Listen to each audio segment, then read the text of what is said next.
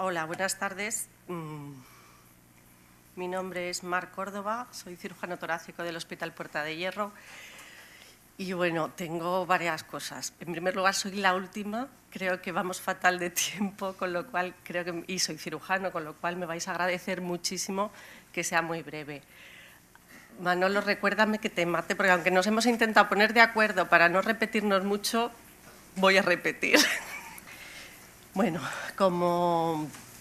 gracias al avance de la cirugía y también de los cuidados intensivos y de la anestesia, como sabéis, pues cada vez más niños con cardiopatías congénitas llegan a la edad adulta. De hecho, creo que actualmente hasta el 85% de los niños con cardiopatías congénitas llegan a adultos. La parte mala de esto es que con el tiempo su función cardiopulmonar se puede afectar de forma progresiva, con lo cual muchas veces en estos adultos como única terapéutica queda el trasplante.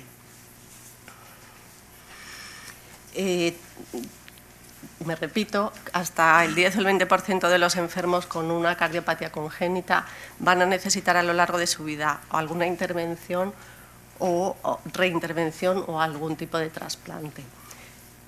Todos los trasplantes son procedimientos muy complejos, desde que empezamos a evaluar al enfermo hasta que obtenemos un órgano válido, una cirugía complicadísima y cuidadosa, unos cuidados intensivos exquisitos, un manejo médico posterior también continuado y duro para que ese injerto siga funcionando el mayor tiempo posible. Bueno, pues todo esto que pasa en cualquier tipo de trasplante, en los enfermos con cardiopatía congénita se multiplica por lo que queramos, por múltiples factores que vamos a ver a continuación. Además, hay que tener en cuenta que el enfermo con cardiopatía congénita es un enfermo crónico muy complejo que va a consumir muchísimos recursos sanitarios, tanto humanos como técnicos. En este punto podemos hablar de tres grupos de pacientes.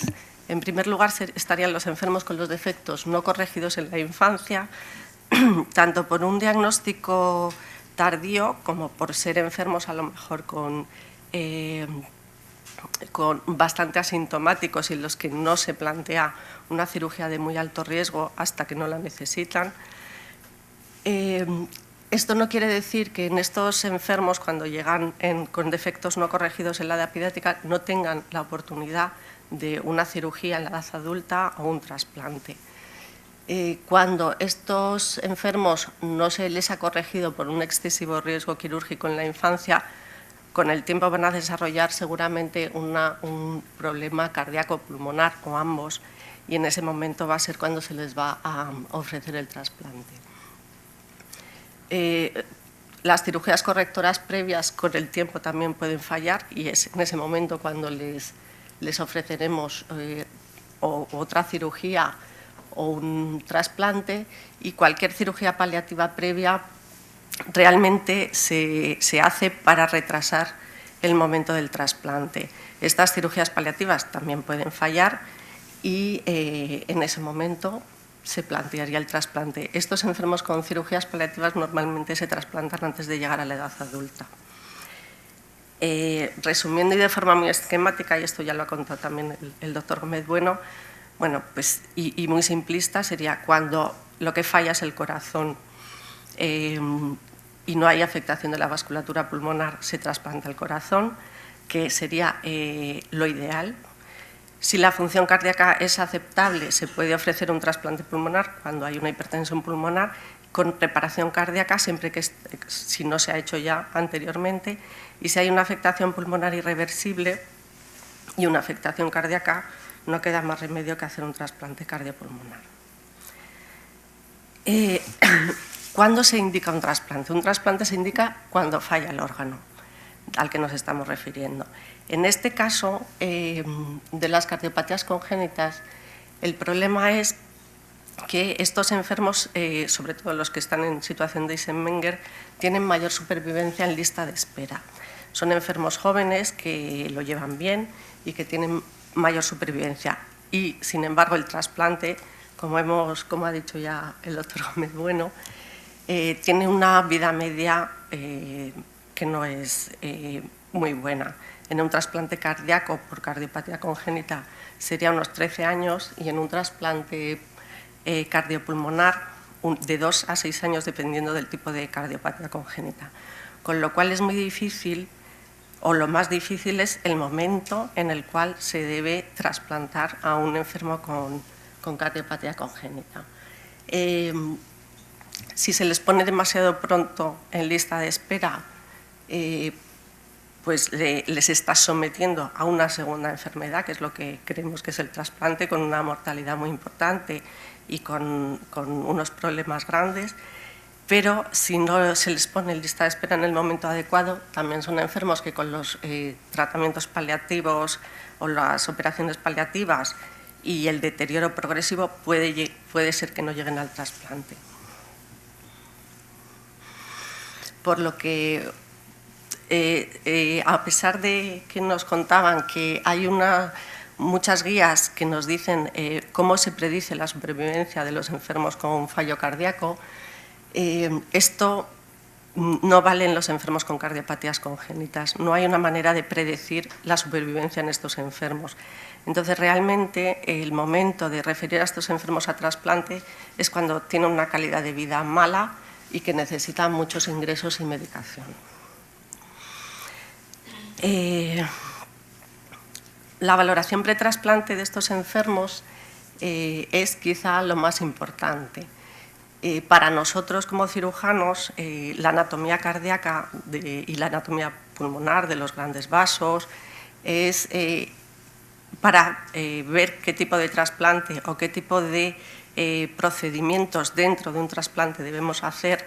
Se debe valorar con resonancia magnética, con TACs, con arteriografías, para ver exactamente cuál es la anatomía debida y qué cambios ha habido por la cirugía previa. Esto también lo ha contado un poco Manolo, de la evaluación de la función cardíaca y de las resistencias vasculares pulmonares. Contraindicamos el trasplante cardíaco cuando las resistencias vasculares son mayor de 5 unidades Wood o un gradiente transpulmonar mayor de 15 que no responden al tratamiento vasodilatador.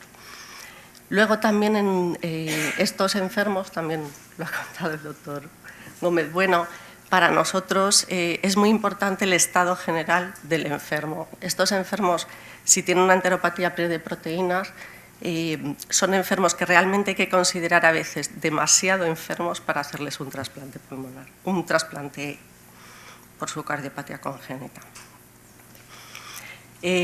Otras consideraciones que debemos tener en los trasplantes por cardiopatía congénita es que se pueden hacer algunos procedimientos pretrasplantes que a nosotros nos van a facilitar la cirugía o van a evitar complicaciones importantes.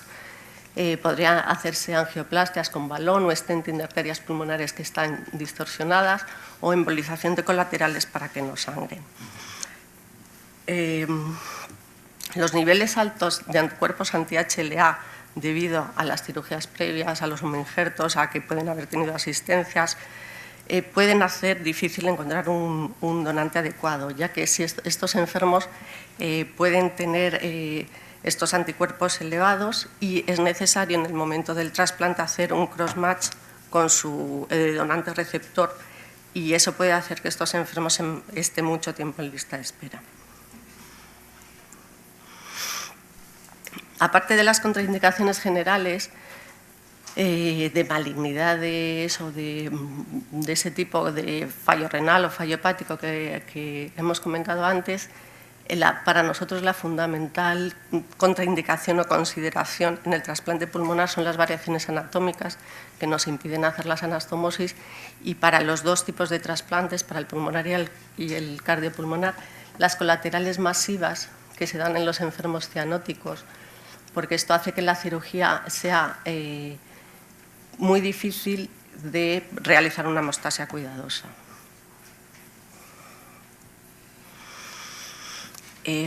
Todos los trasplantes ahora mismo están muy estandarizados, tanto el pulmonar como el cardiopulmonar como el cardíaco.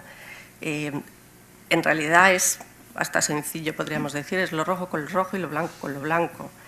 Esto no pasa en las cardiopatías congénitas, no tiene nada que ver la anatomía con lo que nosotros estamos acostumbrados. Yo cuando veo esas placas que habéis puesto y con esos hilios pulmonares, vamos, me aterra tener que abrir a un enfermo con esos pulmonares. Con lo cual, cada cirugía en estos enfermos es una cirugía a la carta. Es algo que hay que planear con las pruebas de imagen y ver qué hay que hacer. Todos los ajustes que os podáis imaginar, técnicos de coagulación, de canulación, perdón, hay que canular a estos enfermos, sobre todo si están operados con anterioridad por vía femoral. Todo lo que se pueda hablar de cosas complejas y distintas en cuanto a la técnica quirúrgica lo encontramos en estos enfermos. De hecho, casi todos los grupos y nosotros también hemos variado la técnica desde el principio del trasplante cardiopulmonar hasta ahora. En un principio se hacía por una esternotomía media y se anastomosaba tráquea con tráquea. Esto, tanto por el sangrado como por la exposición, ha variado y ahora lo que hacemos es una tóracoesternotomía bilateral o incisión de Clamsel que, como veis, da una exposición absolutamente increíble de las dos pleuras y del corazón. Al hacer la anastomosis traqueal nos evitamos disecar todo el mediastino posterior, con lo cual la cirugía es menos hemorrágica. Un poco lo mismo, todo el despegamiento, la hemostasia y todas las reconstrucciones que precisan estos enfermos hacen que sea una cirugía muy larga. Y es muy importante que haya una comunicación estrecha entre los cirujanos que van a realizar el explante con los implantadores, porque normalmente en estos enfermos se necesita mucha más cantidad de aorta o de pulmonares para poder hacer pues anastomosis complejas o todo tipo de cosas complicadas.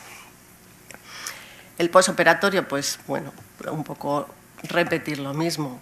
Es un posoperatorio en el que hay un alto índice de reoperaciones por hemorragias, por la circulación extracorpórea prolongada y porque son enfermos con disfunción hepática.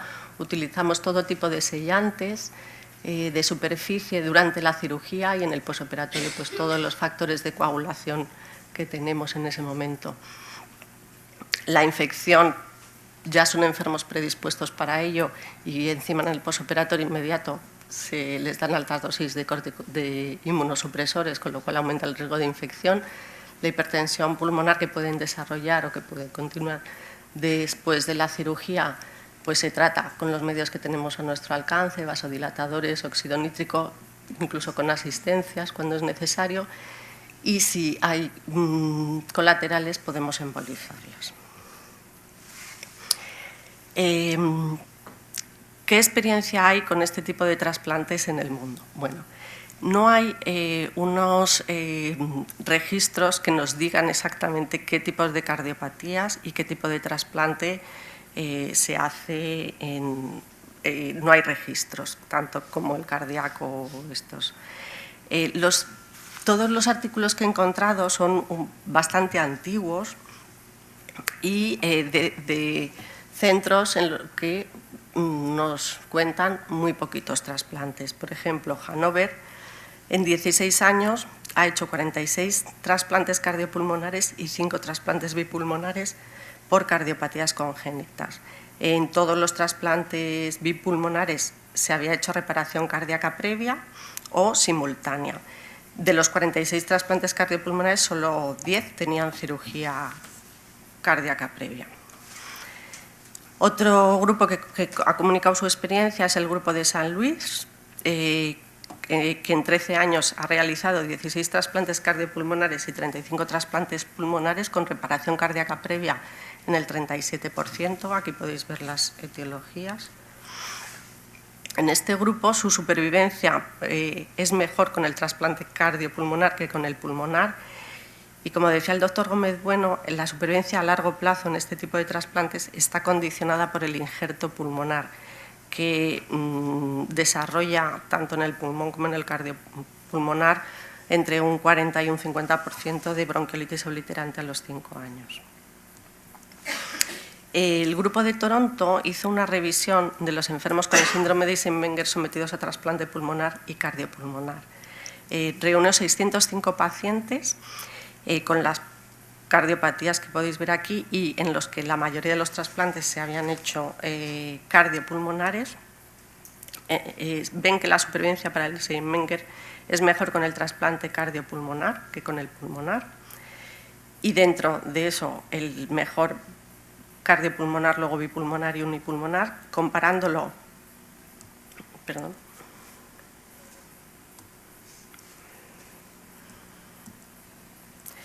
Y ven, las conclusiones que ellos sacan es que el grupo de Eisenmenger es un grupo no homogéneo de pacientes, que lo mejor en las cardiopatías simples es un trasplante pulmonar con reparación de la misma, que los mejores resultados de supervivencia se obtienen con el cardiopulmonar y los peores con el unipulmonar. Otro grupo que comunica su experiencia es Pittsburgh, con 69 trasplantes, de los cuales 8 son cardíacos, 30 pulmonares y 31 cardiopulmonares. El grupo de pulmonares tienen o cirugía previa o reparación simultánea. Vemos el índice de reoperaciones de estos pacientes, que entre el 20 y el 30% todos se reoperan, en general por hemorragias. La conclusión que sacan los cirujanos de Pittsburgh es que el trasplante cardiopulmonar y pulmonar para las cardiopatías congénitas tiene una supervivencia aceptable y comparable a otras etiologías, que siempre que sea posible ellos creen conveniente hacer un trasplante cardíaco porque se evita la bronquiolitis obliterante, que el trasplante pulmonar con reparación cardíaca aumenta la complejidad, pero es mejor en cuanto a utilización de órganos, y que la mortalidad precoz es por hemorragia en general. Esto ya lo ha puesto también Manolo. El diagnóstico de enfermedad congénita es en un tercio de los pacientes con trasplante cardiopulmonar del registro internacional, y solo en el menos del 1% de los trasplantes pulmonares en el mundo. En el trasplante corazón-pulmón vemos que la mortalidad precoz es o por cuestiones técnicas o por fallo del injerto, mientras que la mortalidad tardía es o por infección o por bronquiolitis obliterante, es decir, las dos causas relacionadas con el pulmón. También lo hemos visto, los casos de trasplante cardiopulmonar en España, o sea, los hospitales que hacemos cardiopulmonar. Aquí vemos en los trasplantes pulmonares y cardiopulmonares que se han hecho en Puerta de Hierro. Yo quería señalar que, a pesar de que hay muchos trasplantes pulmonares realizados hasta ahora, nosotros no hemos hecho ningún trasplante pulmonar con reparación de la cardiopatía congénita en el momento del trasplante. Y estas son las otras dos. Y esto es las conclusiones. Que bueno, pues que es una indicación que posiblemente va a ir en aumento, que son enfermos muy complejos, que si es posible el trasplante cardíaco es el tratamiento de elección, que el cardiopulmonar se reserva para pacientes jóvenes y que el pulmonar con reparación cardíaca, no tengo ningún dato en Valencia, pero desde luego nosotros en Puerta de Hierro no hemos hecho ningún caso de bipulmonar con reparación cardíaca. Aunque, bueno, pues debería ser el trasplante ideal, ya que deja otro órgano para ser trasplantado.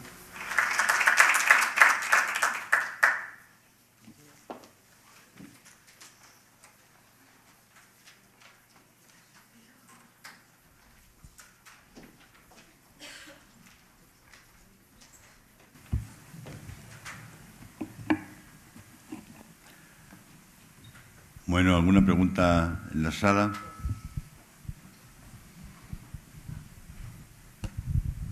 Hola, buenas. Yo quería hacer una pregunta, y es, en el artículo aquel que enseñaste, el doctor Gómez Bueno, que enseñaste al principio sobre los factores de riesgo para que el trasplante cardíaco, el trasplante cardiopulmonar en pacientes con cardiopatías congénitas fuera mal. Uno de los factores de riesgo era la circulación de Fontan, etcétera, etcétera, pero sin embargo el número de esternotomías previas no figuraba. Y eso es una cosa que cuando uno intenta mandar a un paciente a trasplante, sea cardíaco o cardiopulmonar en cardiopatías congénitas, es la primera cosa que te preguntan y es la primera cosa que luego, vamos, parece que echa atrás el tema del trasplante. ¿Cuál es vuestra opinión sobre esto? Bueno, en ese artículo que eran todos trasplantes cardíacos, había un cuadro en el que ponía así, que el 93% de los pacientes sí tenían alguna cirugía previa. Solo el 7% no tenían ninguna cirugía previa. El 93% sí que tenían todos, no sé cuántos esternotomía o toracotomía, pero todos tenían alguna cirugía cardíaca previa. Eso en el trasplante cardíaco. El trasplante cardiopulmonar y el bipulmonar, pues es un debate que siempre tenemos.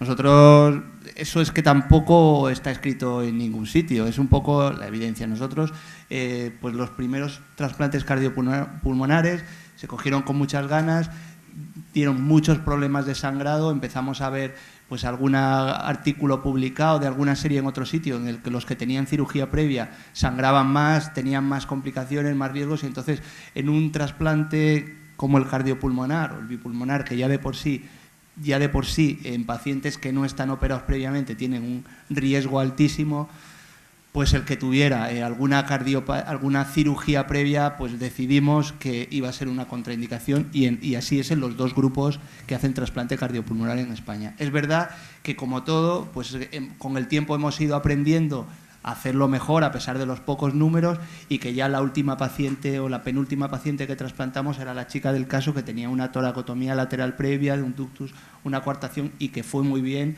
Y probablemente, pues ahora mismo ya nos estamos replanteando eso. Probablemente los pacientes que tienen una cirugía previa que no sea muy complicada o reoperado con unas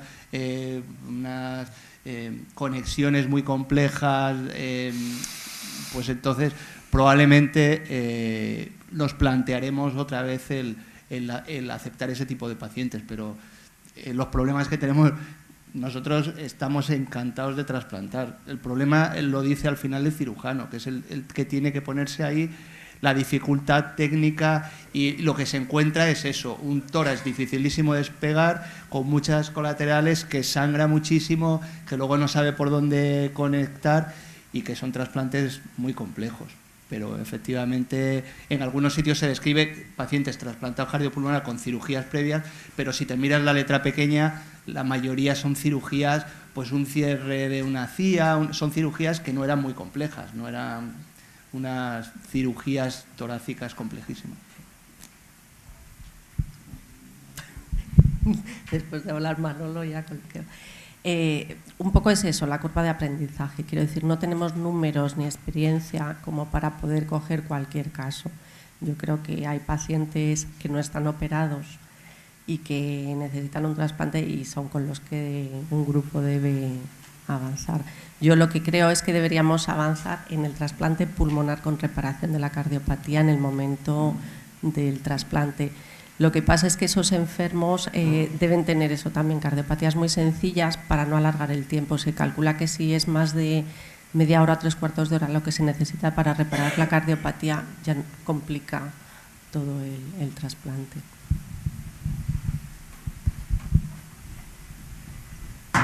De todas maneras, yo también pensaba lo mismo. O sea, me llamaba la atención que en España, pues, o al menos lo que yo sé, no se hicieran trasplante pulmonar con reparación de la cardiopatía simple, CIA, CIV, etcétera. Pensaba que quizás poner de acuerdo dos equipos, o cirugía cardíaca, cirugía torácica, era el motivo, pero veo que la supervivencia es peor que con los otros, o sea, el pronóstico es peor.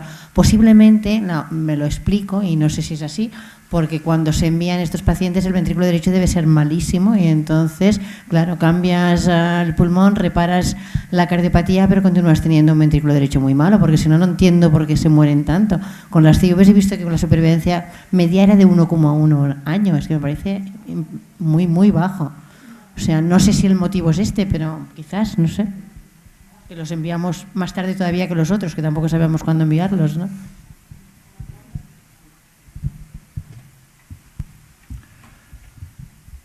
¿Hay alguna otra pregunta?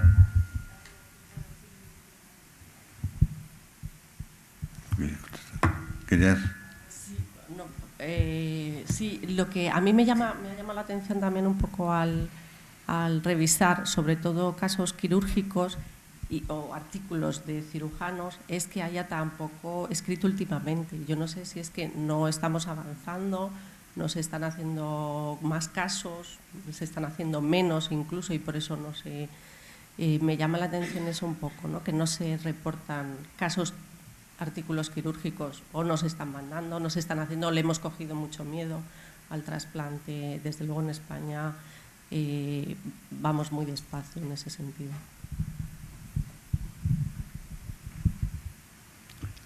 Yo, para terminar, lo que quería dar es un mensaje de optimismo.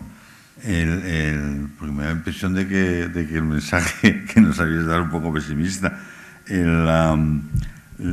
verdad que la mortalidad del trasplante cardíaco, y me refiero al trasplante cardíaco, no al cardiopulmonar, es bastante más alta que el trasplante cardíaco en otras cardiopatías, pero también la supervivencia es mucho mejor. El cardiópata congénita trasplantado que supera el primer año de vida tiene una supervivencia media de 17 años, o sea que es mucho, mucho más alta, y de hecho a los 10 años se igualan las dos supervivencias de los trasplantes por otros tipos de cardiopatía y los congénitos, a pesar de que la mortalidad inicial es más baja. Quiero decir que es un trasplante que a la larga es muy agradecido, porque probablemente, como tú has comentado antes, la edad es un factor muy importante, y no es lo mismo trasplantar a una persona de 20 años que a una de 50. Pero yo creo que eso demuestra que realmente hay que hacer un poquito más de esfuerzo en este tipo de pacientes, porque eso no es un problema de aquí, es un problema de todos los sitios. Hay una revisión muy reciente de trasplantes en cardiopatías congénitas, de todo el listado del registro, ese que no sé cómo se llama, de trasplantes, en la cual demuestra que los cardiopatías congénitas están más tiempo en lista de espera, se utiliza menos asistencia circulatoria para pretrasplante. Son pacientes que parece que son de segunda fila de cara al trasplante, porque realmente el trasplante es un trasplante menos agradecido inicialmente, porque no es lo mismo hablar de una mortalidad del 6-7% en un trasplante normal a irse ya a mortalidades de trasplante cardíaco del 15, 16, 18% que puede tener el trasplante cardíaco en cardiopatía congénita, y si están operados y tienen estenotomía media, pues todavía más alto. Y por lo tanto es un trasplante menos agradecido inicialmente, pero mucho más agradecido a largo plazo, porque es un paciente que, si supera la fase de trasplante, la mortalidad, digamos en el primer año, con todas las complicaciones del primer año, luego tiene una supervivencia muy buena. No sé si pensáis lo mismo. Bueno, sí, yo creo que también, a mí también me gustaría acabar un poco optimista, no pesimista. La realidad es lo que es, pero está claro que tenemos que mejorar, que cada vez nos van a llegar más pacientes de este tipo, y que nos tenemos que poner pues las pilas para darles una solución a este tipo de pacientes. Es verdad que los resultados hasta ahora son mejorables, pero bueno, nos van a llegar, y ahí tenemos que darle solución. Y luego el otro factor que a nosotros también debemos tener en cuenta es que, aunque la mortalidad del trasplante en cardiopatías congénitas es en general alta, no es igual en los diferentes tipos de cardiopatías congénitas. Ahora, recientemente habéis publicado la serie española, en la cual, que coincide con los datos de otros sitios, en el cual la mortalidad de los pacientes con una cirugía de Fontan previa pues llega al 40%, mientras que la mortalidad en un paciente con otro tipo con una transposición, por ejemplo, operada con un SENIN y disfunción ventricular, pues tiene una mortalidad muchísimo más baja. Esto lo digo a colación de que a veces nos empeñamos muchas veces en llevar hasta el extremo las indicaciones quirúrgicas, que muchas veces no van a ninguna parte. Me estoy refiriendo a pacientes con cardiopatías complejas, tipo, por ejemplo, pacientes que llegan a la vida adulta con una situación relativamente buena de un corazón univentricular, que empeñarse en hacer cirugías paliativas, como pueden ser cirugías de tipo Fontan, no solamente llevan